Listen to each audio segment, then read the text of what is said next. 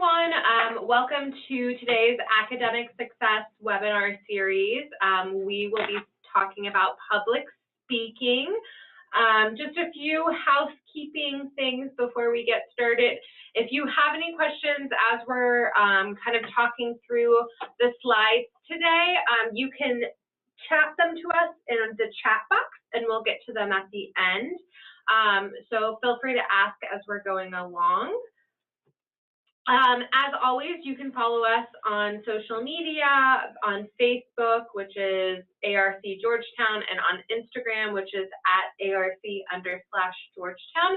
And there we post all our upcoming webinar events and ARC events and reminders and study tips. So please follow us on Facebook and Instagram. Our next webinar will be on group work, which I'm sure is pertinent as we're getting towards the end of the semester, and that will be on April 11th at noon.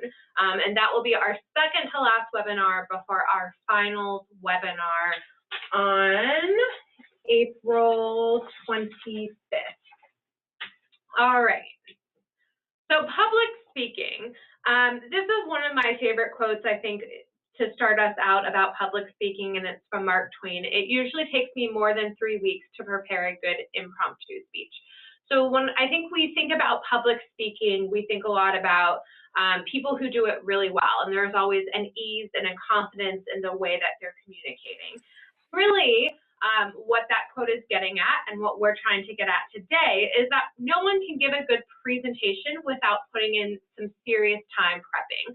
So today we're going to really walk through some prep strategies, some mental strategies, some physical strategies that hopefully you all can implement in the classroom, or if you're an upperclassman,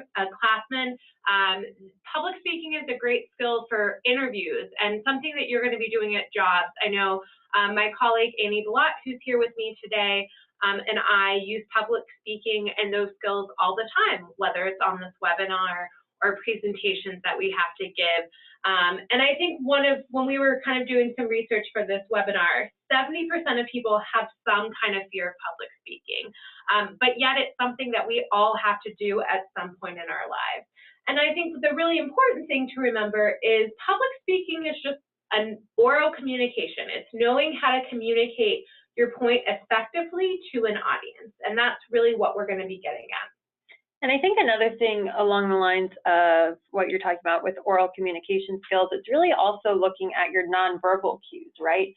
Even just the things you're saying, but then the way that your body language is. How are you presenting the information? What does your presentation, physical presentation look like? So all of that really goes into the way that you're communicating to others.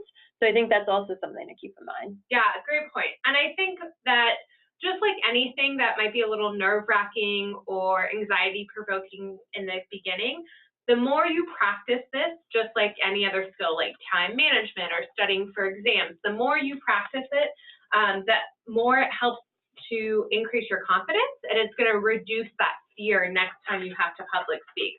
So again, just keep practicing it, and hopefully some of these tips will be helpful as you guys move through the rest of the school year.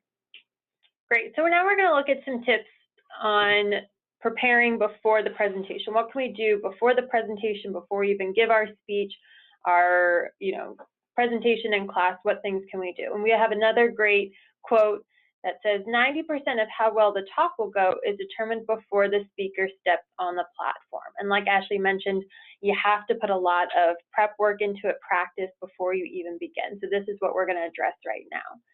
So before you even begin to craft your message, let's think about who the message is intended for. So usually when professors give some sort of assignment, there is an audience that the speech is intended for. Are you talking to your classmates, or your classmates acting like they are providing you feedback on the speech? Is it going to be more interactive? Right. Is it just a straight talk? Do you have to use props? Those are kind of the things that you want to look at. Yeah. Is it a persuasive speech? Is it more of kind of just a comical exchange? So thinking about what type of message you're trying to communicate and who the audience is really important. Preparing note cards. Ashley and I talk about preparing flashcards and note cards all the time when it comes to study strategies. Same thing when it comes to preparing for a speech. So using note cards or an outline with your main ideas, what transitions you want to use. Maybe there's a quote you really want to remember to incorporate into your speech, or points for arguments that you really want to hit home during your presentation. So cue cards are a really effective tool while presenting. And again, definitely practice those note cards prior to the speech. And I think another tip is number them, because I think especially if you're more prone to nerves, sometimes when you're up there you can be fidgeting, you'll shuffle around note cards, they'll get out of order. So if you do big numbers in a different color, it will at least help you kind of keep place and track yourself as you're giving your presentation. Yeah, and this is actually something that we will address at a later time, but we definitely recommend putting yourself within the time parameters of the speech. So if professors say everybody has 8 minutes, make sure you're practicing giving that speech within 8 minutes.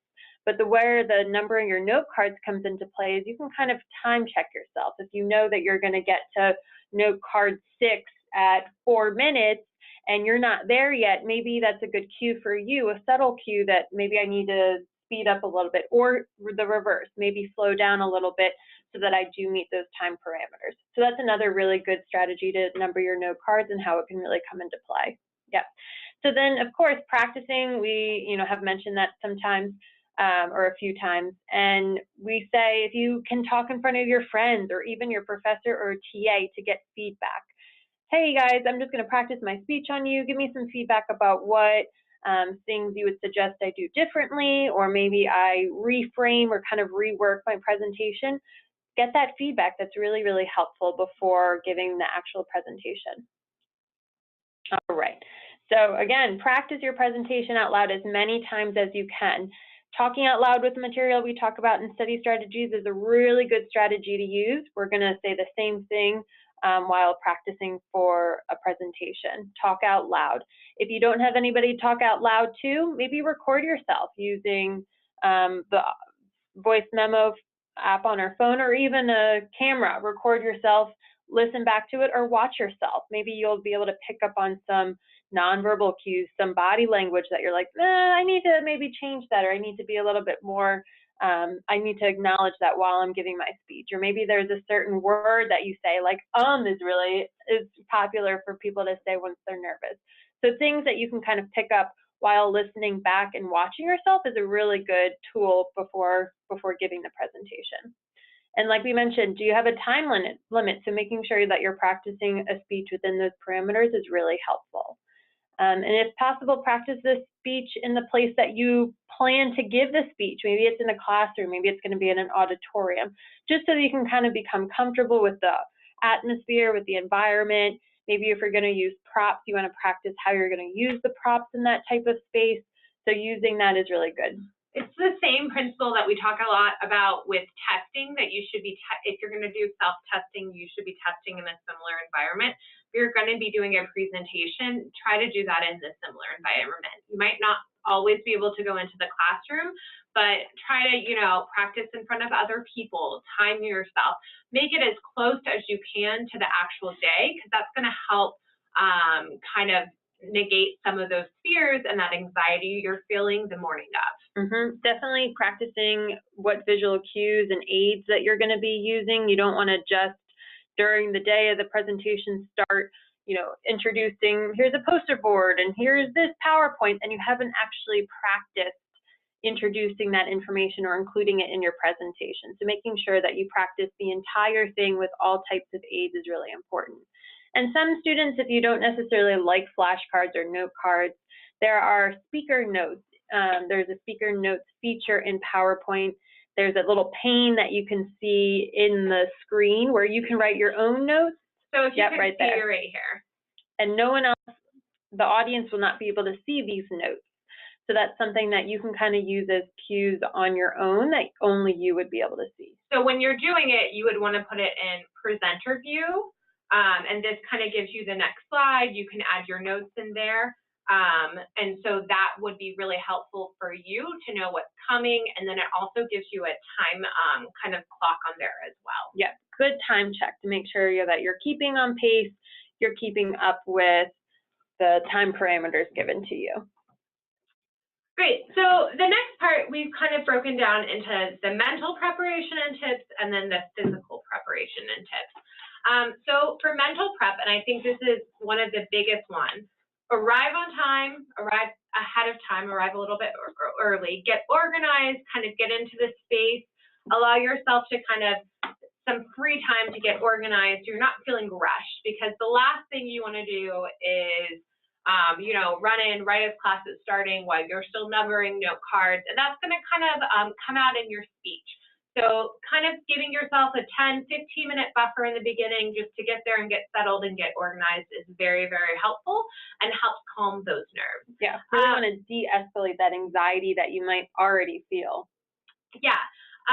Sometimes it helps to start with a question or a quote over a bit of humor. So getting kind of some immediate feedback from the audience can kind of help you calm those nerves, take some of the pressure off, and make it a little bit more of an interactive presentation. Sometimes it can be really scary just being up there, just hearing your own voice, but maybe getting a little feedback, getting the audience engaged can kind of calm those nerves and make you feel that people are paying attention. So it will ease into the rest of this speech. And then a lot of kind of self-talk that I think people do when giving presentations is, what if my audience hates my speech? What if they boo me off stage? Well, one, try to eliminate all those fears of rejection from the very beginning and remind yourself, it's class. Everyone there probably has to give a presentation. They're all most likely feeling those same nerves and same anxiety. So I think some positive self-talk before you go on, you've got this, everyone else is in the same boat, is helpful. And an easy way to do that is if you have a friend or a peer in the class, or you have a great rapport with your professor or TA, try to make eye contact with people who look interested. Or even if you have a really good friend, maybe you can make eye contact with them before time, just to kind of boost your confidence a little bit and make you feel at ease. And then just remember, everyone's rooting for you. They'll have to give a presentation. Everyone else kind of understands that anxiety. And so I think that just positive self-talk is really, really helpful before going in. And I think another big mental tip is just not making any last-minute changes to the speech before the day of. So have that kind of finalized so you feel a little bit more comfortable with what's going on and what you need to say. So physical preps and tips. Take deep breaths before you go in front of the room. I think Annie will share a good breathing exercise with you guys later. And remember to take breaths during the presentation. It's okay to stop and have a pause. Pause gives you time to kind of, reset yourself, organize your note cards if they might have gotten out of order, kind of think of the next thought. But it also gives the audience time to think about what you just said and maybe reflect on the point that you were just making. My biggest tip is, if you get dry mouth a lot, have a bottle of water with you. Even if you don't, sometimes just having that bottle of water there is helpful to kind of remind yourself to give a pause and take a sip of water and calm yourself down. Hand gesturing, I'm a person who talks with my hands a lot. I'm even talking with my hands now on this webinar. So it's a natural thing. Go ahead and use them, but don't use gestures that are going to give away your nervousness, such as fidgeting or wringing your hands. So what Annie talked about videoing yourself, that comes into play with this, and it's really helpful because you can see maybe where some of that fidgeting and nervousness is starting to show physically. So either videoing yourself or having a friend or professor give you feedback will kind of help maybe help you pay attention to not use your hands as much, or not be as nervous, and let those nerves show through, tapping your foot or tapping a pen against the table. Again, like I said, remember the power of a silent pause. You don't have to, if you start to stumble, that's fine. People do it all the time. You don't necessarily need to say, excuse me, or oh, I forgot. That's going to bring more attention to the pause. Just take a pause and then start back over again. And in general, if you make a mistake, chances are no one's really going to catch your mistake. So if you stumble over in a word, add an extra a like, that's fine. Just, pause, start again. Most people are probably not paying that close attention, so give yourself a little bit of a break on that one. All right, but what if you still get nervous? Again, we've mentioned public speaking, it's nerve-wracking for everybody. I can promise you the more that you do it, the more you become comfortable doing. I had this same fear when I was in college, even entering the workforce. I was like, I don't want to talk to people, I don't want to give all these presentations, but now a few years in, and I'm pretty much do it on a regular basis, I feel a lot more comfortable with it and confident in my skills. So definitely practice makes perfect, but here are some tips that we can think about if you're still getting nervous. Another great quote, anxiety is typically understood as a physiological response. We can't make it go away, but we can help it work for us instead of against us. So a little bit of anxiety is actually a good thing. It's when it elevates is when we really want to kind of be a little bit more concerned in how we can decrease that. But everybody's going to get nervous. Nerves kind of get us ready and get us kind of motivated to get through the speech. So thinking about having nerves is not always a bad thing, but here are some things that we can think about. Work on your breathing. So when you focus on your breathing, your voice will have more resonance and you will relax. Breathe calmly and focus on getting into a rhythm. So maybe in the beginning, you might be a little more nervous, but once you start talking, maybe if you're using visual aids or cues, that's really helpful. It makes it more interactive. If you could do like a question and answer during the presentation so that somebody else is interacting with you and you can kind of bounce ideas off of each other during the speech.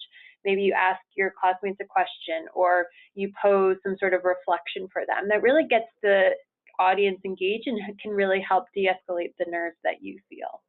And before the presentation, take 5 minutes to meditate, maybe stretch, take deep breaths. One really good breathing exercise that can help shift the automatic nervous system from that fight or flight feeling that we have to a really calm state is to breathe in for 4 seconds, hold your breath for 7 seconds, and then exhale for 8 seconds. And then repeat that 1 or 2 more times. So I'll say that again. Breathe in for 4 seconds, hold your breath for 7 seconds, and then exhale for 8 seconds. So that's really causing your body, by doing that breathing exercises, to shift from that fight or flight, that, oh my gosh, my blood pressure's running, I'm super anxious, everything's kind of go, go, go.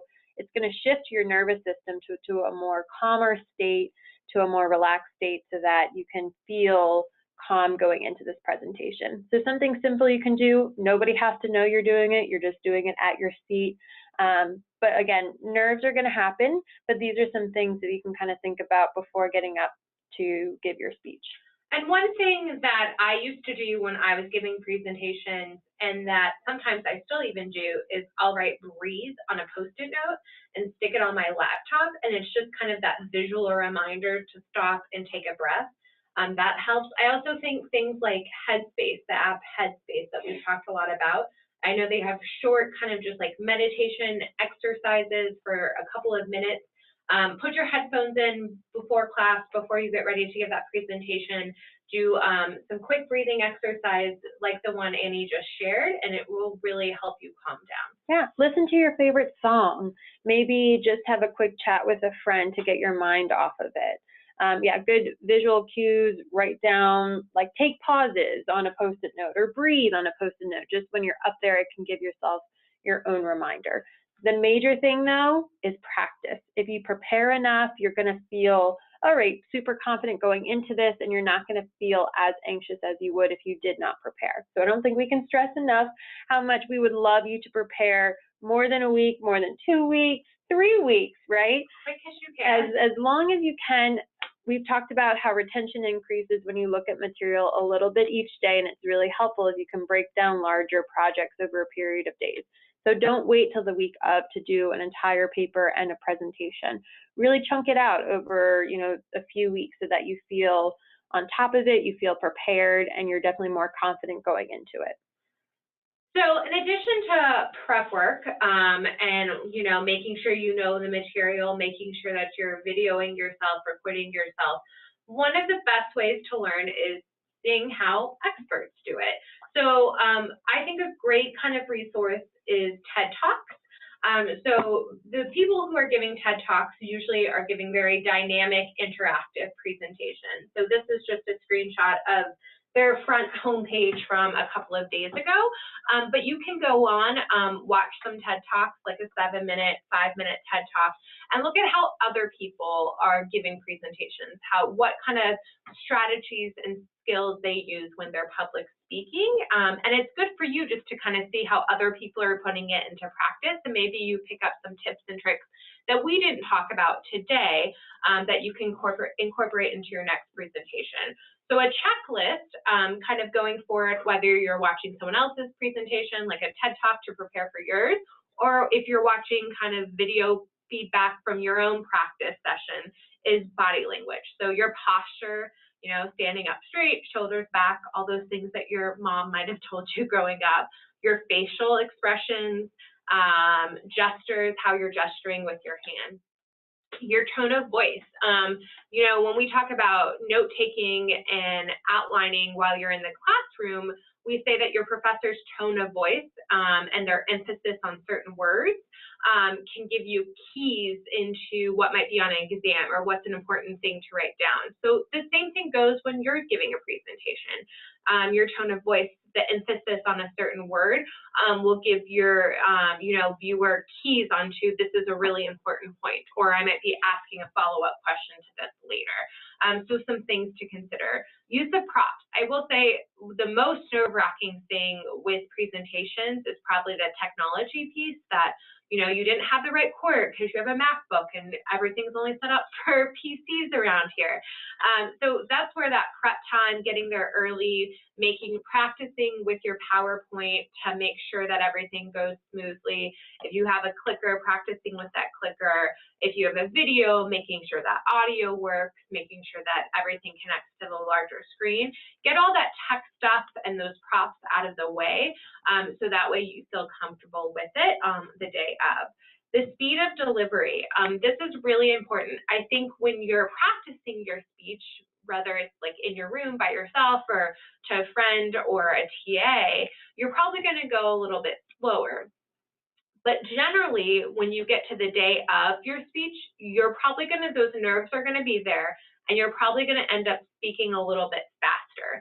So again, this is where the practice comes in, but use the tools like on the PowerPoint of the presentation mode, where there's a timer, so you can kind of, you know, eyeball your time and making sure, you know, it's about a minute, minute and a half per slide, to make sure that you're not ending early or going over.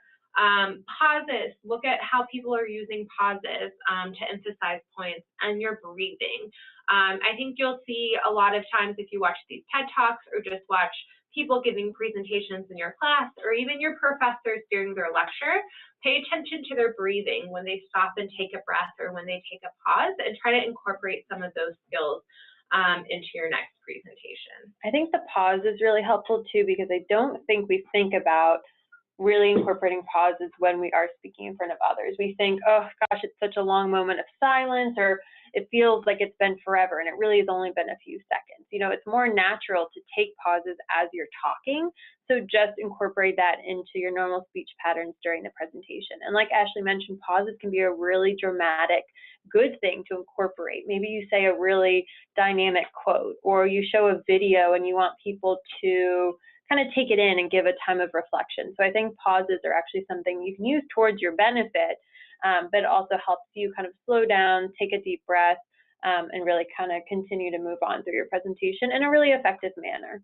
Yeah, and I think just the biggest thing that should be your takeaway from today is practice. The more you practice, the more comfortable you're going to get with public speaking, the more your confidence is going to be in the classroom when you have to give presentations. It's going to help you out when you go on interviews or you go on jobs.